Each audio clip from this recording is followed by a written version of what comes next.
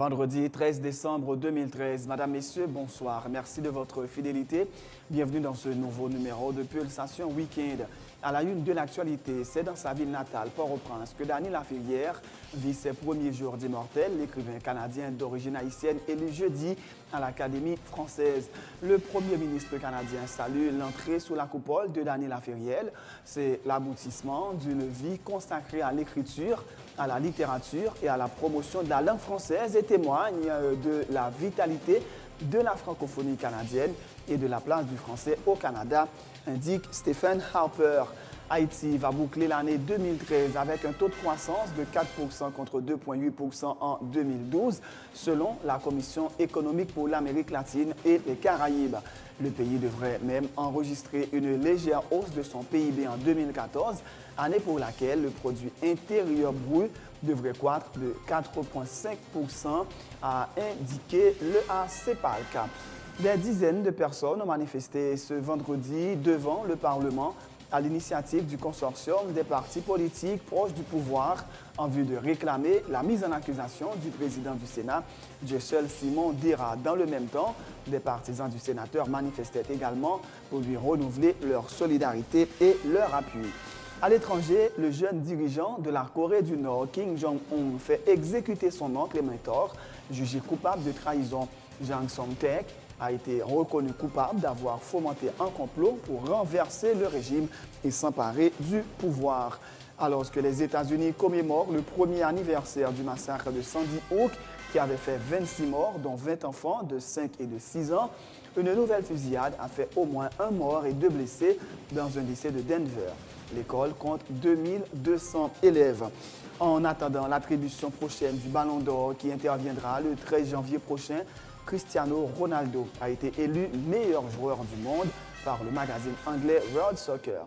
Madame, Messieurs, restez branchés pour le développement de ces titres et de bien d'autres.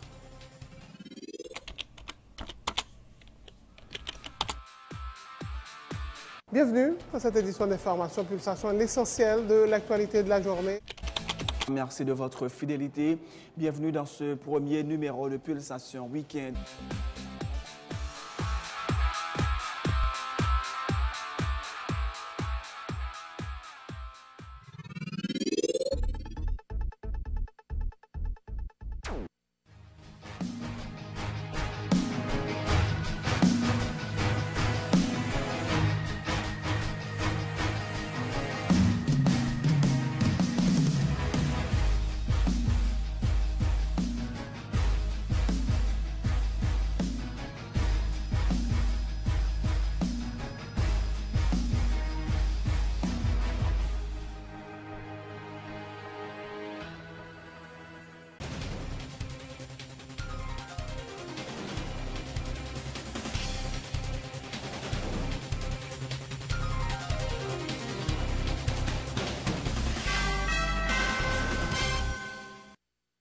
Chers, bienvenue dans le développement du journal. C'est dans sa ville natale, Port-au-Prince, que Dany Laferrière vit ses premiers jours d'immortel.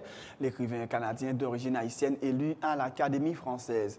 L'auteur de l'Énigme du retour succède à l'écrivain franco-argentin Hector Bianciotti, mort à Paris en juin 2012 à 82 ans.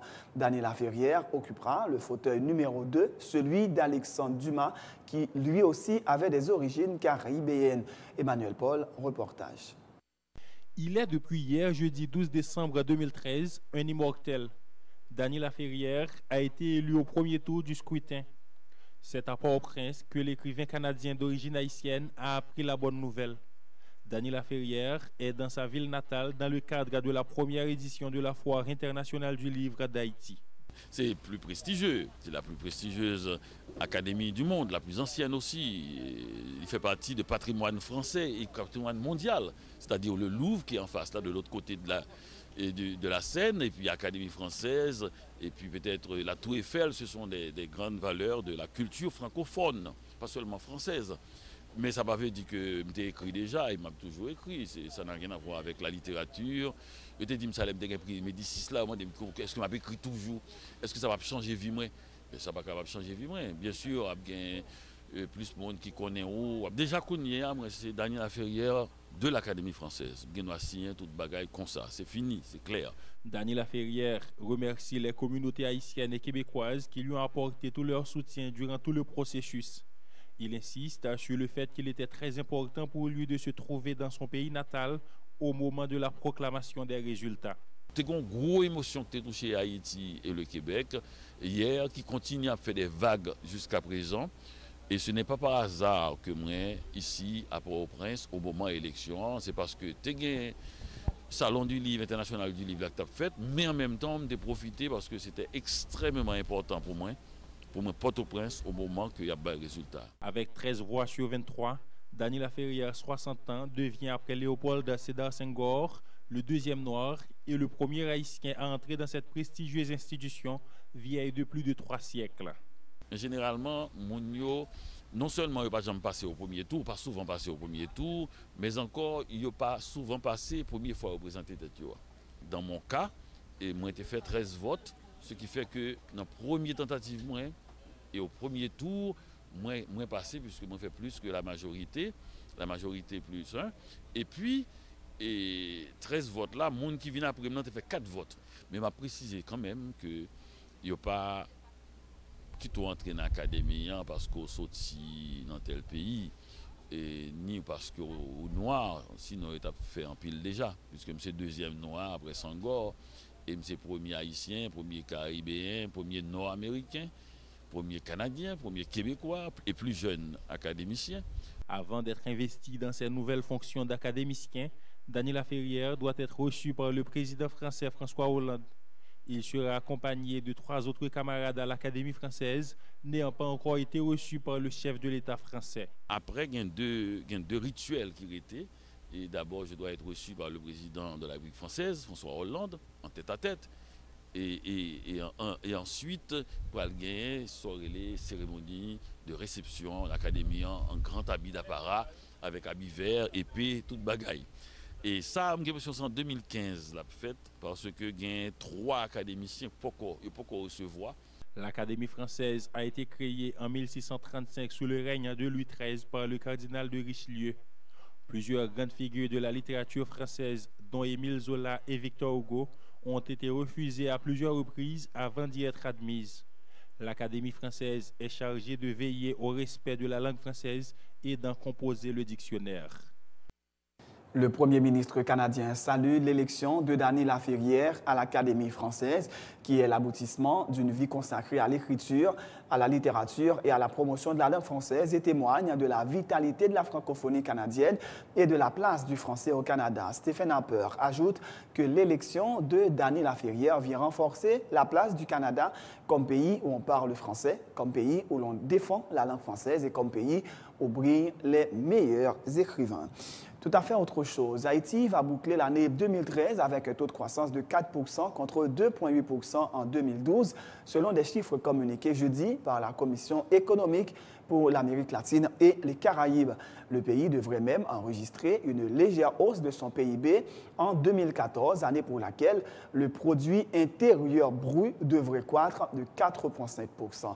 La CEPAL souligne que cette performance est due notamment à l'évolution du secteur agricole, la nette reprise des secteurs de la construction, de l'industrie manufacturière et des activités commerciales et la contribution d'autres facteurs clés tels le climat, les prix internationaux et la stabilité de l'économie mondiale, en particulier aux États-Unis. La CEPAC a aussi noté une légère hausse de l'inflation en Haïti par rapport à l'année dernière, soulignant toutefois qu'en fin d'exercice, ce taux avait chuté de 6,5% à 4%. Pour la 3e année de suite, les dons extérieurs ont baissé et les transferts de fonds ont augmenté.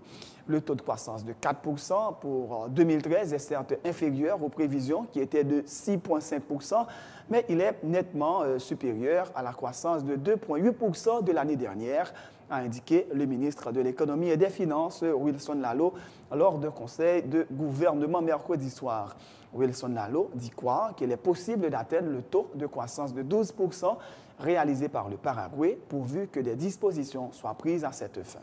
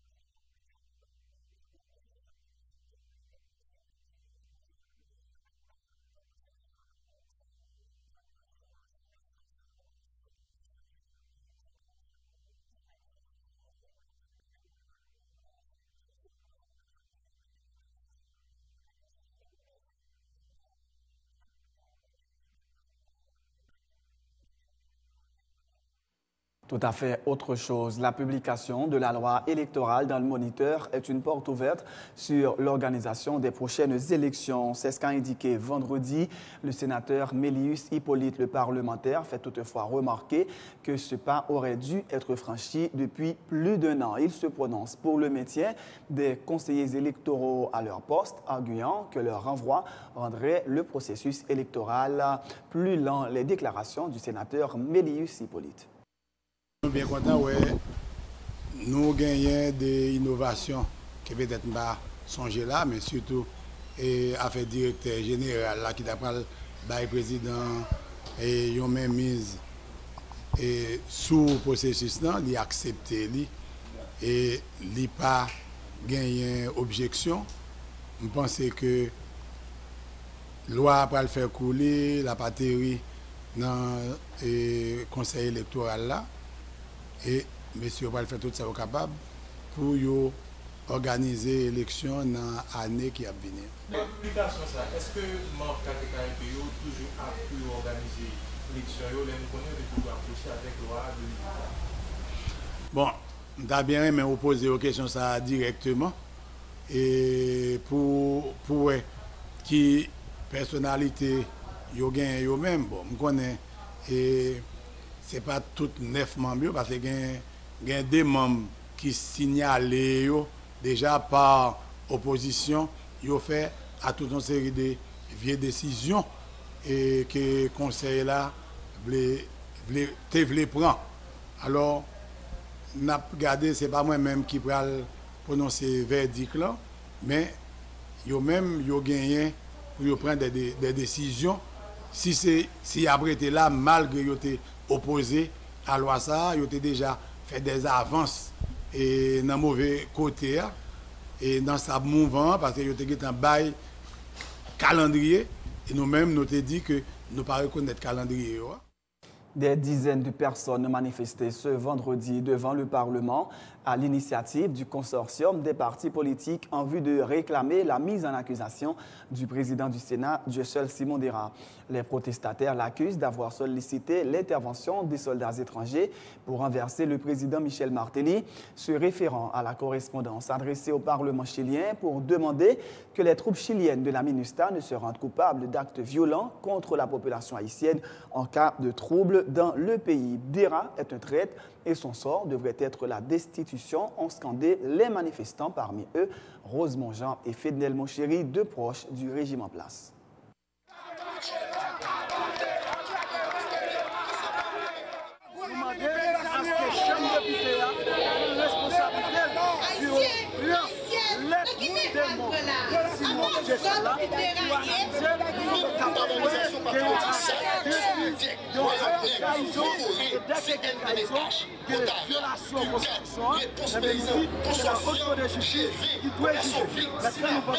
Chambre députés, à travers 10 députés, nous demandons à ce que nous mise en accusation faite contre le sénateur Dérasco Diesel et le sujet qui décide à le faire à chercher la médaille pour le protester contre Dérasco Diesel, sénateur, demandé pour l'armée chilienne, une impériale, et nous c'est que protester contre l'État, nous faire la nobilité au Parlement pour dire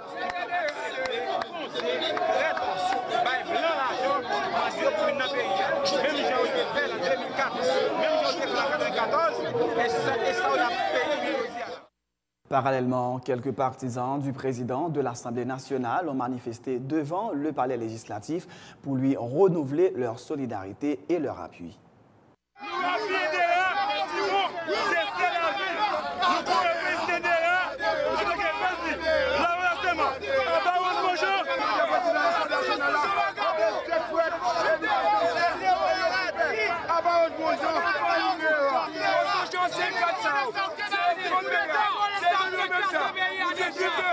C'est la fin de ce journal. Juste avant de vous quitter, voici le rappel des titres. C'est dans sa ville natale, Port-au-Prince, que Dany Laferrière vit ses premiers jours d'immortel. L'écrivain canadien d'origine haïtienne élu jeudi à l'Académie française. Le Premier ministre canadien salue l'entrée sous la coupole de Dany Laferrière. C'est l'aboutissement d'une vie consacrée à l'écriture, à la littérature et à la promotion de la langue française. et témoigne de la vitalité de la francophonie canadienne et de la place du français au Canada, indique Stephen Harper. Haïti va boucler l'année 2013 avec un taux de croissance de 4% contre 2,8% en 2012, selon la Commission économique pour l'Amérique latine et les Caraïbes. Le pays devrait même enregistrer une légère hausse de son PIB en 2014, année pour laquelle le produit intérieur brut devrait croître de 4,5%, indique la CEPAC. Des dizaines de personnes ont manifesté ce vendredi devant le Parlement à l'initiative du consortium des partis politiques proches du pouvoir en vue de réclamer la mise en accusation du président du Sénat, Jocelyn Simon Dera. Dans le même temps, des partisans du sénateur manifestaient également pour lui renouveler leur solidarité et leur appui. À l'étranger, le jeune dirigeant de la Corée du Nord, Kim Jong-un, fait exécuter son oncle et mentor, jugé coupable de trahison. Jang Song-taek a été reconnu coupable d'avoir fomenté un complot pour renverser le régime et s'emparer du pouvoir. Alors que les États-Unis commémorent le premier anniversaire du massacre de Sandy Hook, qui avait fait 26 morts, dont 20 enfants de 5 et de 6 ans, une nouvelle fusillade a fait au moins 1 mort et 2 blessés dans un lycée de Denver. L'école compte 2200 élèves. Dans l'actualité sportive, en attendant l'attribution prochaine du Ballon d'Or, qui interviendra le 13 janvier prochain, Cristiano Ronaldo a été élu meilleur joueur du monde par le magazine anglais World Soccer. C'est la fin de ce journal. Merci de l'avoir suivi. Bonne suite de programme et bon week-end sur Télé Pluriel.